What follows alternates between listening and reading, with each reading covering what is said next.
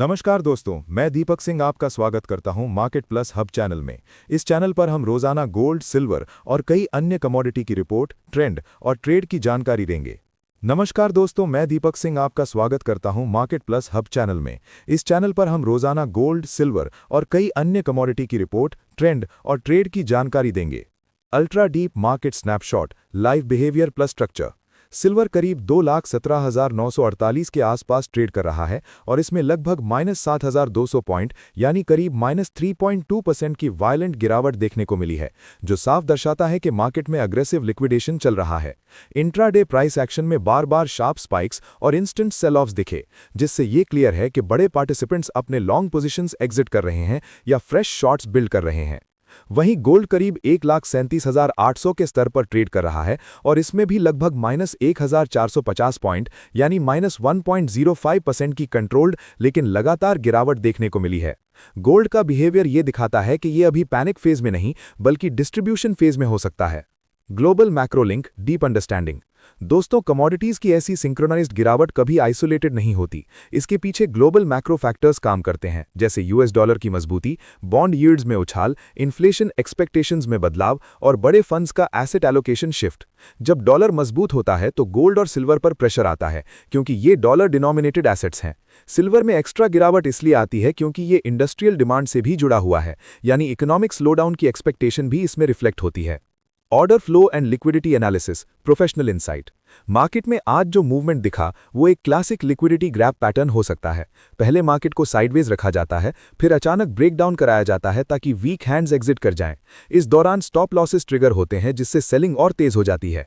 इसी फेज में smart money धीरे धीरे ऑपोजिट साइड में पोजिशनिंग करता है।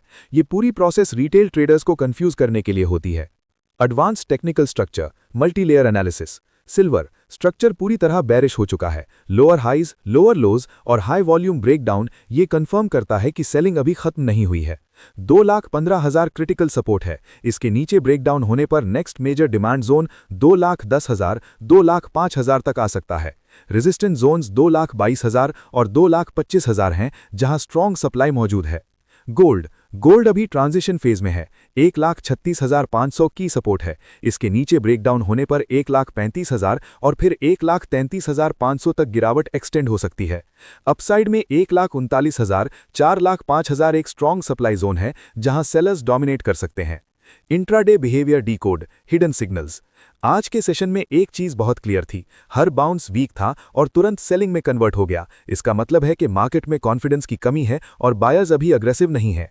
प्राइस रिजेक्शन कैंडल्स और विक फॉर्मेशन ये दिखाते हैं कि हायर लेवल्स पर हैवी सप्लाई मौजूद है।